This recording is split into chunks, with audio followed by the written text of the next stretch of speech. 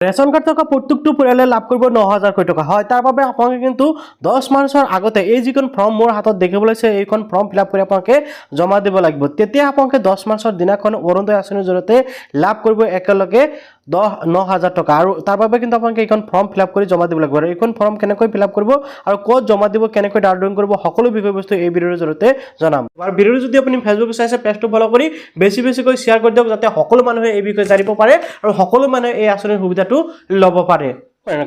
Orunodoi 3.0 application ফৰ্মখন আপোনালোকে কেনেকৈ ফিল আপ কৰিব, এতিয়া মই আপোনালোকক ষ্টেপ বাই ষ্টেপ দেখুৱাম। আপোনালোকে ভিডিঅ'টো সম্পূৰ্ণকৈ চাব।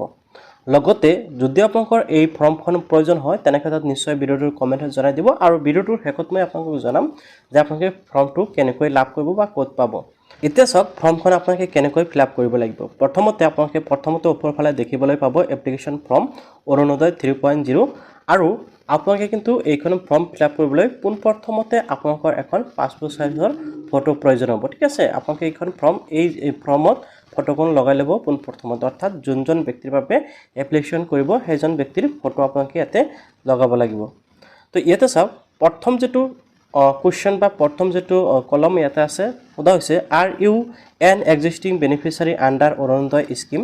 চ' আপুনি যদি আগৰ পৰা অৰুণোদয় আঁচনিৰ টকা পাই আছে তেনেক্ষেত্ৰত আপুনি ইউজ কৰিব, অন্যথা কিন্তু আপোনালোকে নো টিক কৰি দিব। ইয়াতে আপোনালোকে খালী বাকচ দেখিব আছে ইয়াতে আপোনালোকে দিব লাগিব। তাৰপিছত ইয়াতে সোধা হৈছে ৰেচন কাৰ্ড নাম্বাৰ। আৰু আপোনালোকে সকলোৱে জানে যে যিসকল নেকি অৰুণোদয় আঁচনিৰ বাবে আবেদন কৰিব সেইসকলৰ কিন্তু ৰেচন কাৰ্ড থকাটো বাধ্যতামূলক। যদি ৰেচন কাৰ্ড নাথাকে তেনেক্ষেত্ৰত কিন্তু আপোনালোকে অৰুণোদয় আঁচনিৰ বাবে এপ্লিকেশ্যন কৰিব নোৱাৰিব। আৰু ইয়াতে কৈছে ৰেচন কাৰ্ড নাম্বাৰ, অৰ্থাৎ আপোনালোকৰ যিখন ৰেচন কাৰ্ড নাম্বাৰ আছে আপোনালোকে সেই ৰেচন কাৰ্ডৰ নাম্বাৰটো আপোনালোকে এই বাকচত বহাই দিব, যি বাকচ দেখিবলৈ পাইছে। তাৰপাছত ইজিলি আপোনালোকে দেখিবলৈ পাইছে আপোনালোকৰ ডিষ্ট্ৰিক্ট নেম, আপোনালোকে ডিষ্ট্ৰিক্টৰ নেমটো দিব লাগিব। তাৰপিছত ইয়াতে দেখিবলৈ পাইছে LIC নেম, আপোনালোকে বিধানসভা সমষ্টিৰ নেমটো দি দিব। তাৰপিছত ইয়াতে এপ্লিকেণ্ট ডিটেইলছ দিবলৈ দিছে। নাম্বাৰ 1ত এপ্লিকেণ্ট ডিটেইলছ। তো প্ৰথমতে আছে ইয়াতে এপ্লিকেণ্ট, অৰ্থাৎ যোনজন মানুহৰ বাবে আপোনালোকে এপ্লাই কৰিব সেইজন মানুহৰ প্ৰথম নেম দিব লাগিব। প্ৰথম বাকচত আপোনালোকে কেপিটেল লেটাৰত এটা এটাকৈ লিখিব লাগিব। অ'কে, তাৰপিছত ইয়াতে দেখিবলৈ আছে মিডিল নেম, আপোনালোকৰ যদি মিডিল নেম আছে দিব, অন্যথা নিদিলেও হ'ব। তাৰপিছত ইয়াতে আছে লাষ্ট নেম, লাষ্ট নেমটো আপোনালোকে 3 নম্বৰ বাকচত বহাব লাগিব। এতিয়া হৈ গৈছে care of oblique wife of oblique daughter of. আপোনালোকে যিটো বাকচ দেখিবলৈ পাইছে care of oblique daughter of, অৰ্থাৎ CO or WO or DO। তো আপোনালোকে যিসকল নেকি কেয়াৰ অফ দিব বিচাৰে তেনেক্ষেত্ৰত COত আপোনালোকে টিক লগাই দিব, আপোনালোকে কেয়াৰ অফত ইয়াতে দিব। আৰু যদি ৱাইফ অফ, অৰ্থাৎ আপুনি যদি বিবাহিত মহিলা হয় তেনেক্ষেত্ৰত আপোনালোকে 2 নম্বৰ বাকচ যিটো অপশ্যন আছে যিটো WO/O আপোনালোকে ৱাইফ অফ এইটোত দিব। তাৰপিছত ইয়াতে নামটো দিব। আৰু অবিবাহিত মহিলাসকলৰ ক্ষেত্ৰত DO অৰ্থাৎ ডটাৰ অফ এই অপশ্যনটো টিক লগাব আৰু ইয়াতে ফাদাৰ্ছৰ নেমটো দিব লাগিব। তাৰপিছত আহি গ'ল ইয়াতে জেণ্ডাৰ, আপোনালোকে জেণ্ডাৰ দিব লাগিব, মেল ফিমেল, আপোনালোকে এইটো ইজিলি সকলোৱে বুজি পাব, মেল হ'লে মেল, ফিমেল হ'লে ফিমেল। তাৰপিছত ইয়াতে আছে ডেট অফ বাৰ্থ, আপোনালোকে ডেট অফ বাৰ্থটো ইয়াতে আপোনালোকে দি দিব বাকচত। প্ৰথমতে ডেট থাকিব, মান্থ এণ্ড ইয়াৰ আপোনালোকে দিব লাগিব। এতিয়া আহি গ'ল এপ্লিকেশ্যন কৰা ব্যক্তিজনৰ এড্ৰেছ দিব লাগিব। ঠিক আছে, তো প্ৰথমতে চাওক আপোনালোকে দিব হৈছে এড্ৰেছ ডিটেইলছ। এড্ৰেছ ডিটেইলছত প্ৰথমতে ব্লক নেম বা ULB নেম, যিসকল টাউনত বসবাস কৰে, MSC নেম আপোনালোকৰ যোনটো হয় সেইটো আপোনালোকে দিব লাগিব। তাৰপিছত দ্বিতীয় অপশ্যনটোত আহিছে আপোনাৰ GP নেম বা BCDC নেম বা BDC নেম, ৱাৰ্ড নাম্বাৰ আপোনালোকৰ যোনটো হয়, আপোনালোকে ৱাৰ্ড নেম আপোনালোকৰ যোনটো হয় আপোনালোকে এইটো কিন্তু ইয়াতে দিব লাগিব। গাঁও পঞ্চায়ত বা আপোনালোকৰ BCDC নেম আপোনালোকে যিটো হয় আপোনালোকে হিচাপত দিব লাগিব। তাৰপিছত ইয়াতে আহিছে ভিলেজ নেম। এতিয়া এই 3 নম্বৰ বাকচত আপোনালোকে কিন্তু আপোনালোকৰ নিজৰ গাঁওখনৰ নাম ধুনীয়াকৈ লিখি দিব।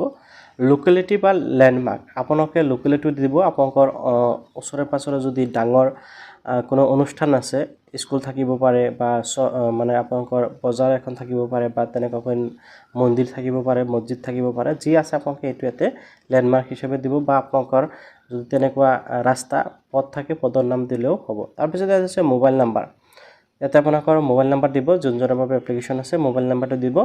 আৰু মোবাইল নাম্বাৰটো যিটো নেকি মোবাইল নাম্বাৰ চলি আছে হোচল মোবাইল নাম্বাৰ এটা দিব। তাৰপিছত ইয়াতে আহি গ'ল পিনক'ড, আপোনালোকে সকলোৱে পিনক'ডটো জানে, এণ্ড ইয়াতে হাউচ নাম্বাৰ দিব লাগিব। আৰু শেষত আপোনালোকে দেখুৱাই হৈছে পুলিচ ষ্টেচন, আৰু আপোনালোকৰ শেষত থানাৰ নেমটো আপোনালোকে বহাই দিব। অ'কে, তো প্ৰথম পেজত এইখিনি ডিটেইলছ দিব লাগিব। আৰু দ্বিতীয় পেজত কি কি দিব লাগিব সেইখিনি দেখুৱাই আছোঁ। আপোনালোকে দ্বিতীয় পেজত কিছু ডিটেইলছ দিব লাগিব যিসমূহ আপোনালোকে ভালকৈ বুজি লৈ তাৰ পিছত দিব 3 নম্বৰ দেখিবলৈ আছে প্ৰায়োৰিটি হাউস হোল্ড ইয়াতে দেখিবলৈ আছে প্লিজ টিক দিব লাগিব অৰ্থাৎ আপোনালোকে ইয়াতে টিক দিব লাগিব তো এই যে অৰুণোদয় আঁচনিৰ বাবে আবেদন কৰিব ইয়াতে কিছুমান মানে ক্যাটেগৰি দি আছে এতিয়া আপুনি যে অৰুণোদয় আঁচনিৰ বাবে আবেদন কৰিব আপুনি কোনটো ক্যাটেগৰিত পৰবা আপুনি কোনটো ক্যাটেগৰিৰ পৰা বিলং কৰে আপোনালোকে কিন্তু ইয়াৰ পৰা হেতু সিলেক্ট কৰিব লাগিব ঠিক আছে ইয়াৰ পৰা এই যে বাকচ দেখিবলৈ আছে কেইবাটা অপচন আছে ইয়াৰ পৰা আপোনালোকে যিকোনো এটা দিব পাৰিব ইয়াতে প্ৰথমটো আছে উইন্ডো S45+ তাৰ পিছত আছে দিব্যাংগজন উইন্ডো মানে আপোনালোকে জানে বিধৱা মহিলা আৰু দিব্যাংগজন মানে যিসকল নেকি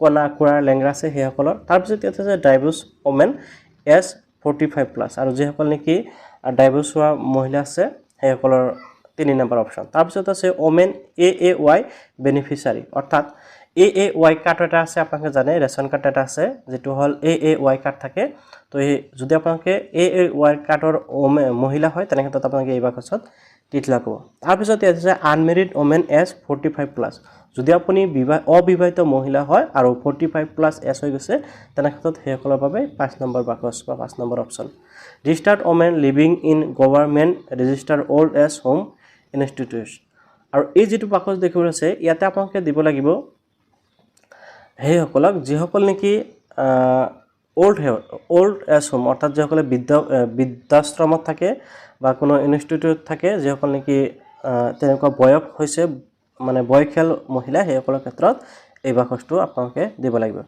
তাৰ পিছত এই বাকচত ওমেন হাউস কম্পেনসাইড household income less than 2 lakhs annual আৰু এই বাকচটোত অৰ্থাৎ তেনেকুৱা পৰিয়ালৰ পৰা যদি আপোনালোকে বিলং কৰে যেটো পৰিয়ালে নেকি এনুৱেল ইনকাম অৰ্থাৎ বছৰি ইনকাম 2 লাখত কম সেইসকলে দিব পাৰিব তাৰ যেটো আছে ডিষ্টাৰ্ড ওমেন লিভিং অন এলাম আপোনালোকৰ যদি এলন এনেকুৱা আছে আপোনালোকে হেতু দিব পাৰে তাৰ পিছত ইয়াতে আপোনালোকে এই ডিটেইলছসমূহ দিয়াৰ পিছত আইগল আটাইতকৈ গুৰুত্বপূৰ্ণ বিষয়সমূহ দিবলগীয়া হেতু হল আপোনালোকৰ বেংক ডিটেইলছ আপোনালোকে কিন্তু বেংক ডিটেইলছ দিব লাগিব তো 4 নম্বৰত দেখিবলৈ আছে bank account details of the applicant যিজনৰ বাবে এপ্লিকেশন কৰি আছে সেইজনৰ বেংক একাউণ্ট ডিটেইলছ আপোনালোকে দিব লাগিব তো প্ৰথমত আছে account number bank account number আপোনালোকে প্ৰথম বাকচত দিব তাৰ পিছত বেংক নেম অৰ্থাৎ আপোনালোকে যোনটো বেংকৰ একাউণ্ট দিছে সেই বেংকৰ নাম দিব লাগিব যেনেকৈ state bank central bank Canara bank Axis bank আপোনালোকৰ যোনটো বেংক হয় আপোনালোকে হেতু দিব পাঞ্জাব বেংক তাৰ পিছত বেংক ব্ৰাঞ্চ নেম আপোনালোকৰ বেংকৰ ব্ৰাঞ্চৰ নাম আপোনালোকে য'ত একাউণ্ট কৰিছে তাতে হদিলে জানিব পাৰিব লগতে আপোনালোকৰ পাছবুকখনতো কিন্তু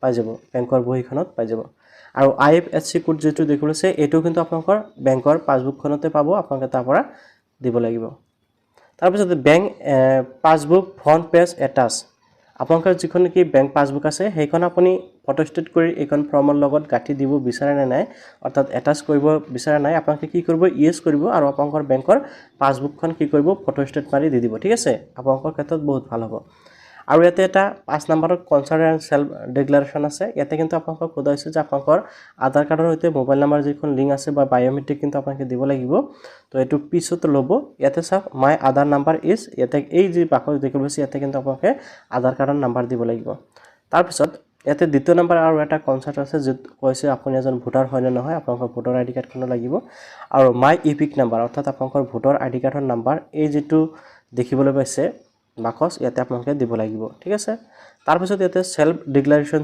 সাইন আপোনালোকে দেখিবলৈ আছে ইয়াতে আপোনালোকে ইয়েস কৰিব বাকচত ইয়েস কৰিব আৰু আপোনালোকে ডিক্লাৰেশন নিশ্চয় দেখিবলৈ আছে সো এই যে বাকচ দেখিবলৈ পাইছে ইয়াতে কিন্তু আপোনালোকে কি কৰিব লাগিব সিগনেচাৰ কৰিব অথবা আপোনালোকে থাম্ব দিব পাৰিব অৰ্থাৎ আপোনালোকে টিপছও দিব পাৰিব তো আপোনালোকে এই দুখন ফৰ্ম ফিল আপ কৰাৰ পিছত আৰু এখন সেলফ ডিক্লাৰেশন ফৰ্ম আছে সেইখনো কিন্তু আপোনালোকে পূৰণ কৰিব লাগিব নিশ্চয় দেখিবলৈ আছে অৰুণোদয় 3.0 সব ঘোষণা ইয়াতে কিন্তু আপোনালোকে যিখন ফৰ্ম দেখিবলৈ পাইছে এইখন ফৰ্ম আপোনালোকে ফিল আপ কৰিব লাগিব এটো একদম সহজ ফৰ্ম ইয়াতে আৰু বিশেষ কবলগীয়া নাই তো প্ৰথমতে নাম আহিব আবেদনকাৰী তাৰ পিছত ইয়াতে বয়স আহিব এনেকৈ গাঁৱৰ নাম আহিব ৰেশন কাৰ্ডৰ নাম্বাৰ আহিব এই ডিটেইলছসমূহ আপোনালোকে দিব লাগিব আৰু ইয়াতে যিসমূহ ডিটেইলছ আপোনালোকে দেখিবলৈ পাইছে সেইসমূহ আপোনালোকে দিব লাগিব আৰু ইয়াতে বিশেষ একো নাই আৰু হিতাধিকাৰীৰ নাম ইয়াতে হেকত আহিব আৰু তাৰিখ স্থান এনেকৈ এখন ফৰ্ম দি আপোনালোকে সই কৰিব লাগিব এইখন ফৰ্মত বিশেষ একো নাই তো আশা কৰিছো আপোনালোকে নিশ্চয় বুজি পাইছে যে অৰুণোদয় আঁচনি 3.0 যিখন ফৰ্ম সেইখন ফৰ্ম কেনেকৈ ফিল আপ কৰিব পাৰিব সো যদি জানিব ভাল পালে নিশ্চয় লাইক কৰিব আৰু চেনেলটো সাবস্ক্ৰাইব কৰিবলৈ পাহৰি নাযাব ইয়াৰ লগতে যদি আপোনালোকৰ কোনো ধৰণৰ প্ৰবলেম হৈছে ফৰ্মখন ফিল আপ কৰিব বা বুজি পাবলৈ নিশ্চয় কমেন্টত জনাবলৈ পাহৰি